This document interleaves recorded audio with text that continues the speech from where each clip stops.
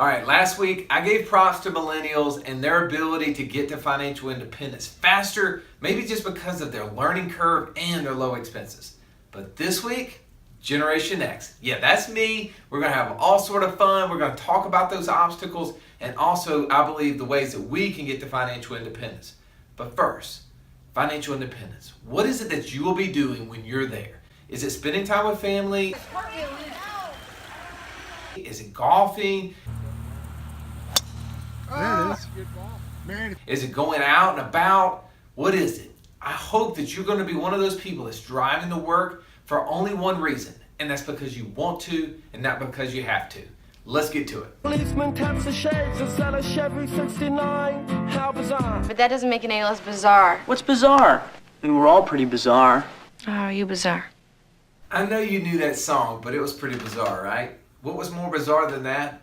Maybe me watching The Breakfast Club at like age 8. They are Generation X, which, by the way, anybody keeping count at home, that's ages 35 to 50, is that our generation is the deepest in debt of all the generations.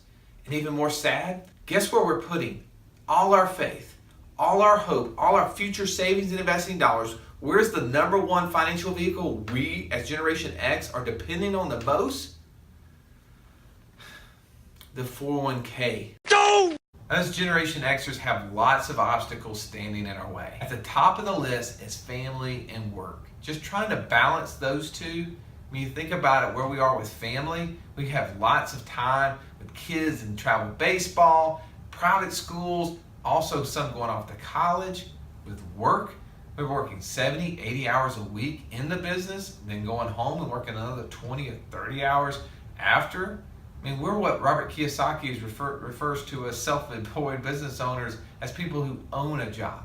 And also, thanks to the government's Tax Reform Act of 1986, as self-employed people, we end up paying the highest percentage of taxes.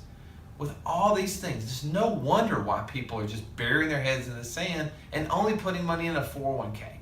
So you're telling me there's a chance?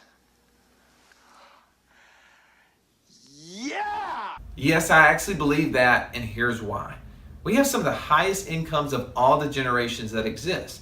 All this time we're spending around these other parents at these sporting events, we get to network. We get to hear more opportunities than anybody out there. Take advantage of that time.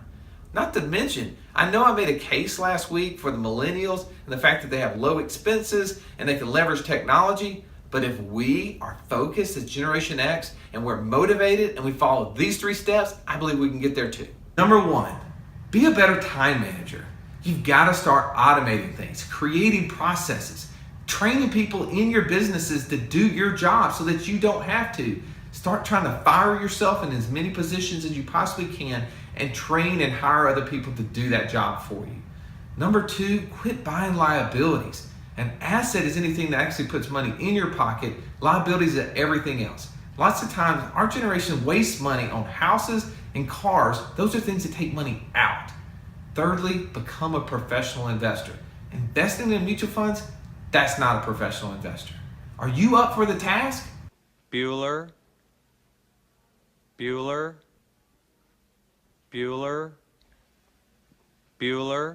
All right, I've got to go now. I'm picking up Alexandria from swim.